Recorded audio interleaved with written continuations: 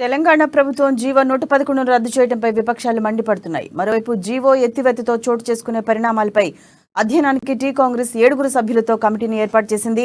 ఈ కమిటీకి మాజీ మంత్రి కోదండరెడ్డి నేతృత్వం వహిస్తారు. మాజీ మంత్రి ప్రసాద్, మాజీ ఎమ్మెల్యే రామ్మోహన్ రెడ్డితో పాటు వికారాబాద్, రంగారెడ్డి జిల్లాల కాంగ్రెస్ పార్టీ అధ్యక్షులు, మరో 2 నిపుణులను కమిటీలో చేర్చారు. జీవో 111 ఎత్తివేత ప్రాంతంలో ఎంతమంది రాజకీయ నేతలకు భూములున్నాయనే విషయాన్ని కూడా ఈ కమిటీ పరిశీలించబోతుంది. ఈ జీవో ఎత్తివేత వల్ల హైదరాబాద్ లోని జంట జలాశయాలకు నష్టం వాటిల్లే అవకాశం ఉందని కాంగ్రెస్ పార్టీ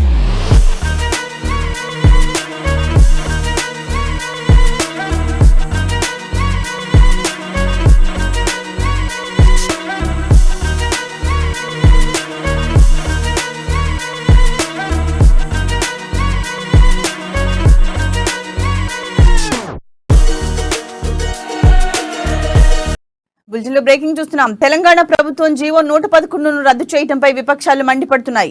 మరోవైపు జీవో ఎత్తివేతతో చోటు చేసుకునే పరిణామాలపై అధ్యయనానికి టీ కాంగ్రెస్ 7 సభ్యులతో కమిటీని ఏర్పాటు చేసింది.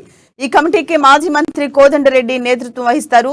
మాజీ మంత్రి ప్రసాద్, మాజీ ఎమ్మెల్యే రామ్మోహన్ రెడ్డితో పాటు వికారాబాద్, రంగారెడ్డి జిల్లాల కాంగ్రెస్ పార్టీ అధ్యక్షులు, మరో 2 నిపుణులను కమిటీలో చేర్చారు.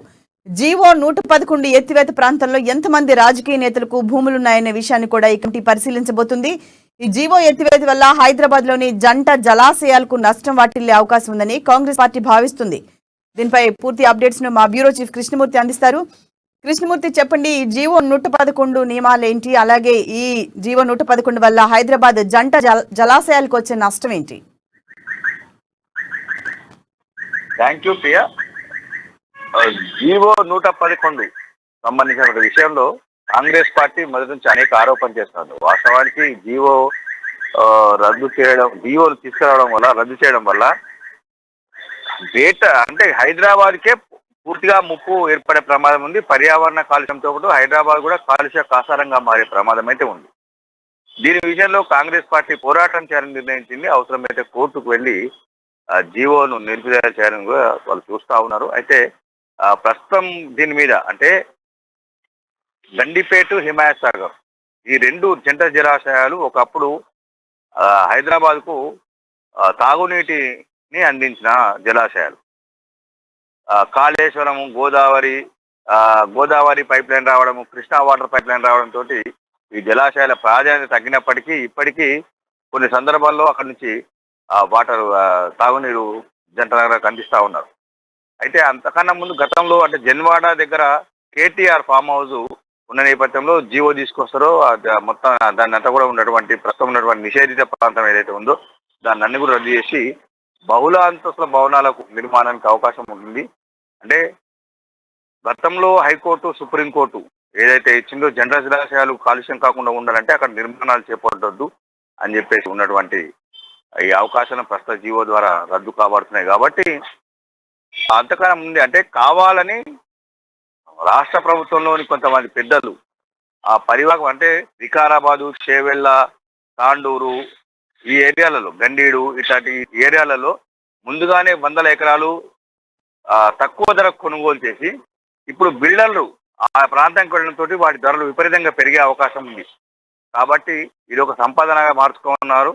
ఇది ఒక పెద్ద కుంభకోణం అని చెప్పేసి కాంగ్రెస్ పార్టీ భావిస్తుంది. దీని మీద పూర్తి స్థాయిలో అధ్యయనం చేసేందుకు కాంగ్రెస్ పార్టీ 7 సభ్యులతో కమిటీ వేసింది. దానికి కిసాన్ కాంగ్రెస్ లో ఉన్నటువంటి కోదండరెడ్డి నేతృత్వంలో ఈ కమిటీని వేశారు. వికారాబాద్ చెందినటువంటి చేవెళ్ళ గతంలో ఎమ్మెల్యేగా పనిచేసిన గడ్డం ప్రసాద్, తర్వాత పరిగి ఎమ్మెల్యేగా పనిచేసినటువంటి రామ్మోహన్ రావు, స్థానిక నాయకులతో పాటు కొంతమంది రాష్ట్ర స్థాయి నాయకులను కూడా ఇక్కడ నియమించి ఏ నాయకుడికి, బీఆర్ఎస్ చెందినటువంటి ఏ నాయకుడు ఎన్ని భూములు ఉన్నాయి, ఎప్పుడు కొన్నారు, ఎంత కొన్నారు అనే విషయంలో ఆరా తీసింది. ఒక విధంగా చెప్పే ఫ్యాక్ట్ ఫైండింగ్ కమిటీ, నిజ నిర్ధారణ కమిటీ లాగా ఇది పనిచేస్తుంది. మొత్తంగా ఈ కమిటీ ఇచ్చే నివేదిక ఆధారంగా కోర్టుకు వెళ్ళడం కానీ, జీవో ద్వారా ఏ నేతకు ఎంత లాభం పొందింది, తద్వారా ప్రభుత్వంలోని పెద్దలకు ఎంత మేర లాభం ఉనగూరింది అనే విషయాన్ని గణాంకాలతో చక్కగా చెప్పాలనే ఉద్దేశంతో ఉన్నటువంటి కాంగ్రెస్ పార్టీ ఈ కమిటీని వేసింది.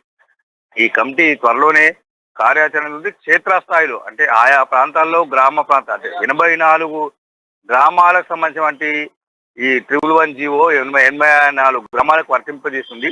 అది 84 గ్రామాల్లోనూ ఈ నిజ నిర్ణయ కమిటీ, కాంగ్రెస్ పార్టీకి నిజ నిర్ణయ కమిటీ పరిధించి అక్కడ వాళ్ళతో పూర్తి సేకరించి, అంటే ఎవరెవరు ఎప్పుడు అమ్ముకున్నారు, రైతులకు ఎంత నష్టం కూరింది, ఇప్పుడున్నటువంటి డిమాండ్ ప్రకారంగా భూముల ధరలు పెరుగుతున్నాయి కాబట్టి ఇప్పుడున్న డిమాండ్ ప్రకారంగా ఎంత మేరకు నాయకులకు లాభం చేకూరుతుంది అనే విషయంలో కొంత వివరాలు సేకరించి పూర్తి స్థాయిలో నివేదికను పీసీసీ సమర్పించిన తర్వాత పీసీసీ దీనిపైన న్యాయ పోరాటం కానీ ప్రజాక్షేత్రంలో వెళ్ళి ప్రజా ఉద్యమాలు నిర్మించాలని నిర్ణయించింది. అందుకనే ఈ కమిటీ వేశారు ప్రియా. Thank you Krishnamurthy.